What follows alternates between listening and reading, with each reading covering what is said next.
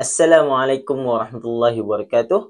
Ahlan wa sahlan ila series Peribahasa Time bersama saya, Hafiz. Okey, untuk episod kali ini, saya nak bawakan kepada anda semua dua peribahasa bahasa Melayu yang mempunyai padanan dalam peribahasa bahasa Arab.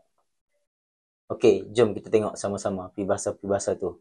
Peribahasa pertama, gajah sama gajah berjuang, pelanduk mati di tengah-tengah.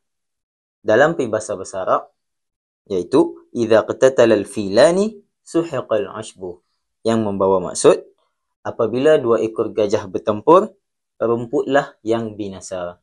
Maksud peribahasa tadi ialah apabila dua pihak yang kuat bergaduh, golongan lemah yang menjadi mangsa.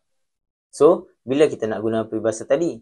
Peribahasa tadi boleh digunakan apabila situasi dua pihak ataupun kumpulan yang berkuasa berselisih dan kesannya menimpa golongan yang kecil.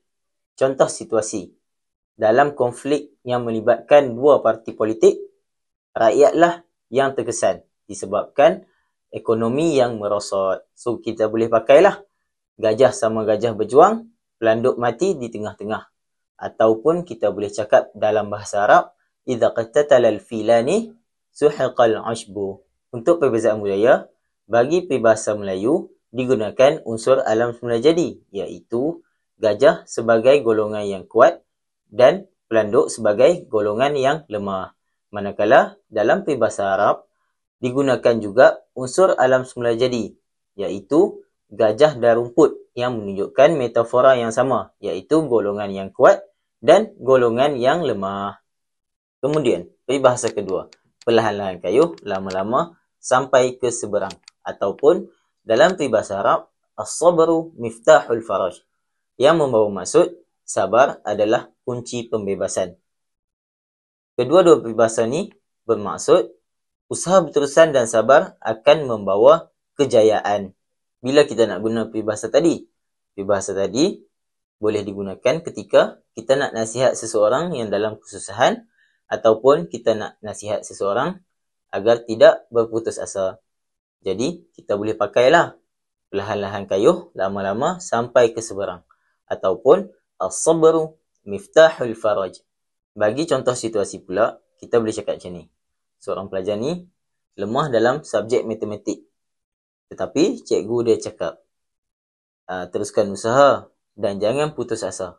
Ingat, perlahan-lahan kayuh, lama-lama sampai ke seberang. Ataupun as-sabru miftahul faraj.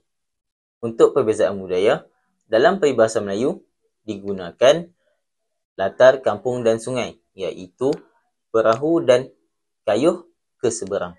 Manakala peribahasa Arab pula menggunakan sifat sabar, iaitu satu nilai keagamaan yang tinggi yang selalu ditekankan dan disebut dalam Al-Quran dan juga hadis.